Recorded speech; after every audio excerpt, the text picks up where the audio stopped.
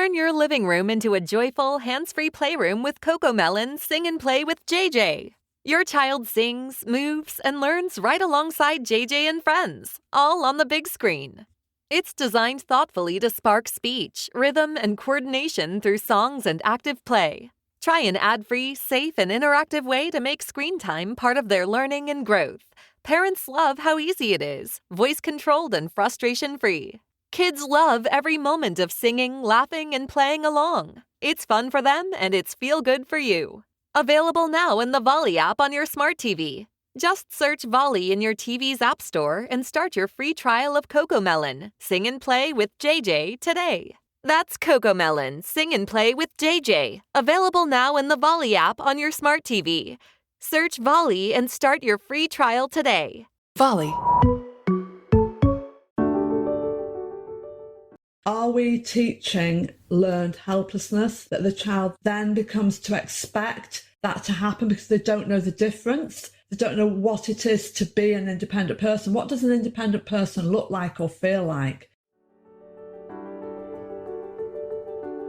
G'day, I'm Debra Caldow.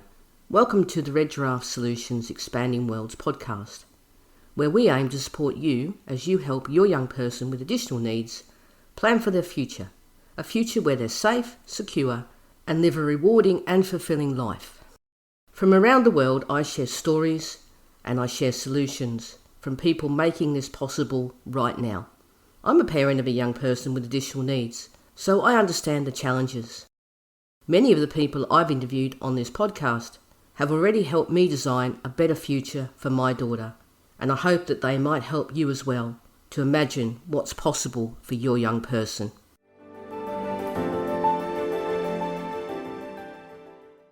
Over the last few years, based around a lot of the conversations I've had with guests and my daughter's life experiences, my idea of what the word independence means has actually changed. I think now that people have quite a rigid and sometimes narrow idea of what independence means. It isn't linear, but we still tend to define independence across various skills like travel and cooking, based on this idea of what everyone else is capable of.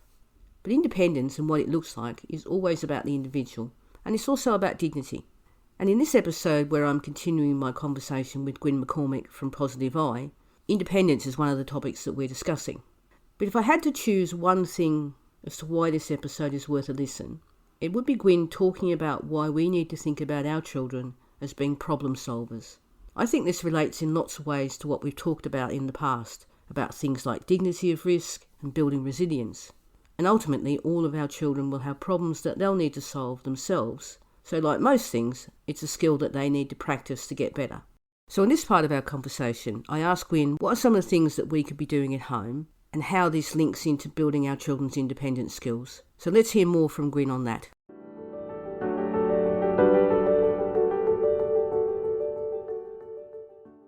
I think they can do a lot of similar things. Parents can do the woodenness of the wooden spoon at home. They could get an everyday object basket and fill it with everyday objects and explore them. The other thing I always show parents, especially when they've got a vision impairment or the child benefits from a decluttered area. It's not just children with vision impairment who benefit from these approaches, but I always sort of show them about making that portable black environment. I mean, black's good, but a plain environment, somewhere for the play to happen that's not too cluttered. Can you put a black cloth on the floor?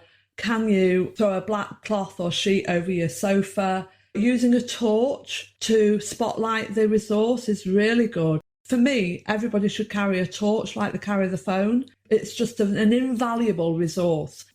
And the other thing I show to parents, which I think is, when I've shown this they love, is a bag. I mean, I go for a sparkly bag. But it doesn't have to be sparkly, like a drawstring bag. And if you can get one that's sparkly on one side and black on the other, and you fill that bag with resources, your black microfiber cloth that you can either put on front of you or lay down on the surface, and your few high contrast resources in there, and it's by the door, or it's in the boot of the car, or it's at grandma's, or at the childminder's, you've got maybe a few dotted around, and maybe the family have contributed to that bag and added things to it for Christmas or birthday, so you get an appropriate things going in the bag that work for the child. so that when you're going to the doctors or you're on the motorway, you're in that difficult situation, you're ready to go. It really empowers the parents. I call it positive looking to go. So those are the sorts of things I show parents.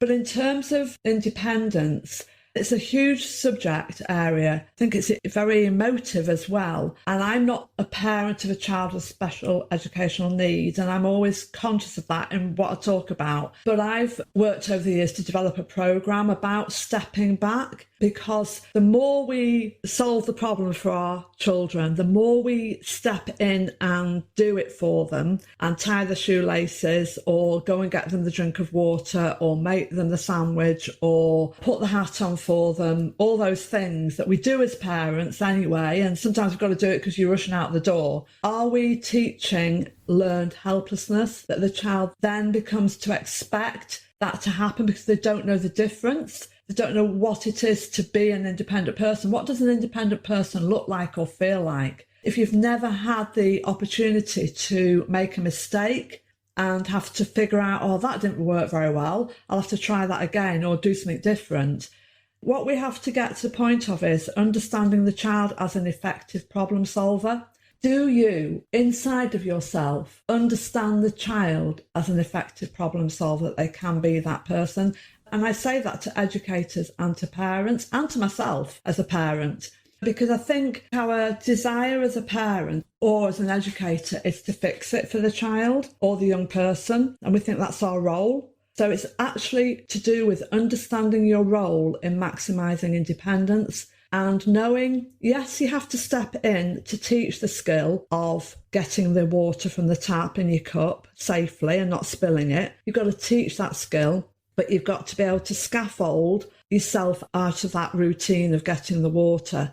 And I know not every child's capable of getting a glass of water, but again, it's very individual to the child. But using that as my example, you teach them how to go and get the glass of water independently, and you step out at each stage that they have learnt the skill. So you divide this skill into steps, and then you teach each step and basically step yourself out of it, so that eventually you've stepped right back and the child's getting their own water.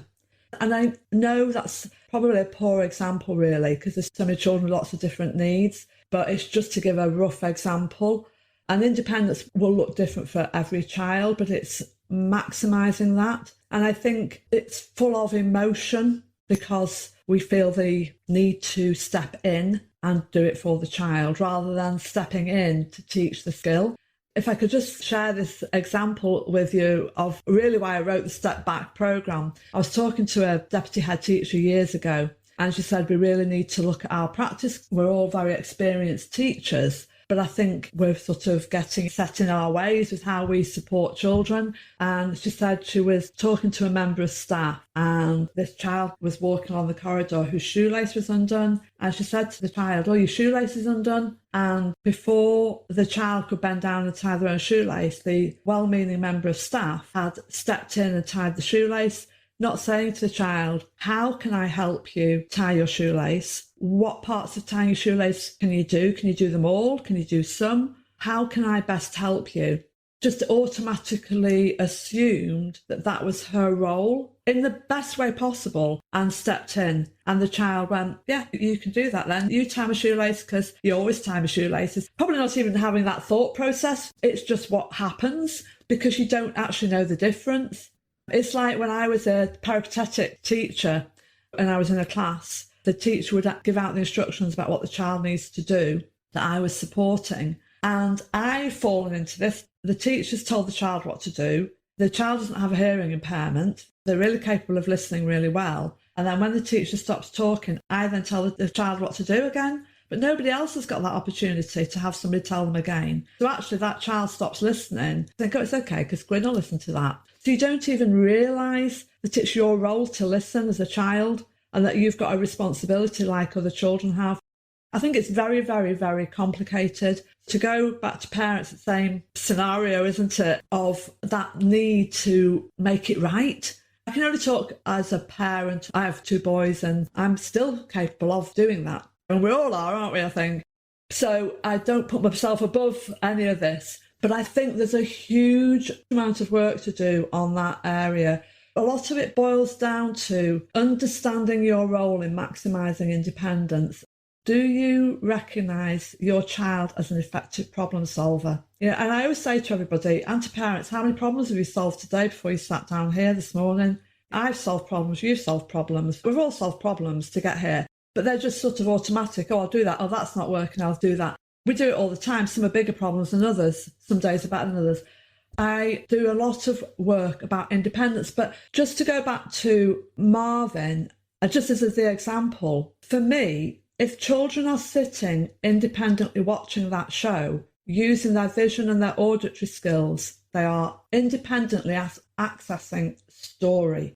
If we're teaching them to use their vision and their auditory skills through other ways as well, it's enabling their independence. They are the skills they need to be independent. So to me, everything connects with everything else. If we don't teach the concepts of the world and the woodenness of the wooden spoon, we're not going to achieve that independence.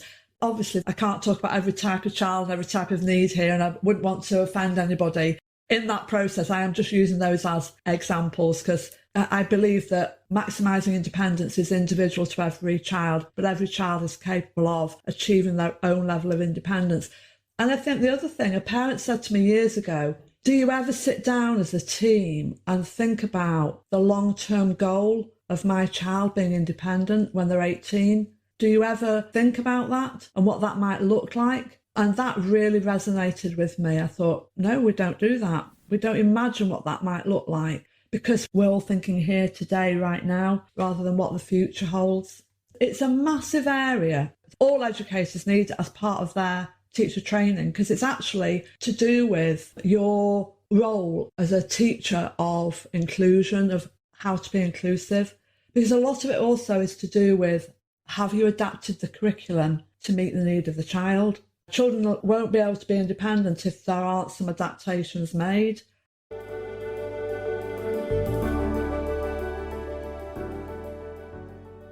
It was interesting to hear Gwyn talk about this need, in particular for educators, to think more about the future, not the now. The transition from education to whatever comes next is such a key moment in our children's lives and can end up dictating their long-term future. I believe there needs to be more of a focus on this, and it needs to be thought about much earlier, because doing it well really can change the future for our children.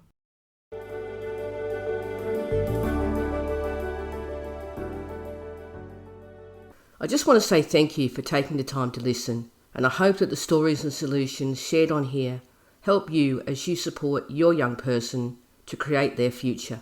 If you know anyone who would find the ideas useful, please share the podcast with them. You can find me on Instagram and Facebook. You can also connect with me on LinkedIn at Debra Caldow. I'd love to have a conversation with you on any of the topics we all care about. Bye for now.